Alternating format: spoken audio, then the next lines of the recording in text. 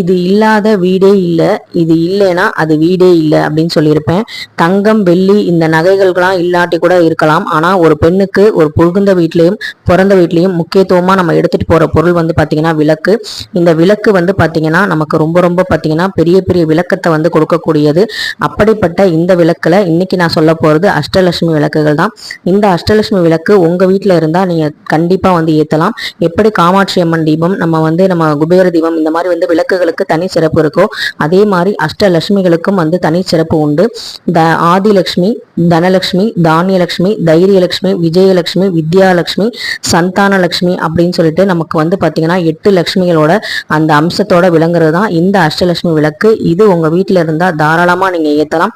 8 லட்சுமிகளோட, அதாவது அஷ்டலட்சுமிகளின் ஆசீர்வாதமும் வந்து பார்த்தீங்கன்னா இந்த அஷ்டலட்சுமியோட விளக்கு நம்ம ஏற்றும் போது கண்டிப்பா வந்து கிடைக்குங்கிறதுல எந்த சந்தேகமும் இல்லை.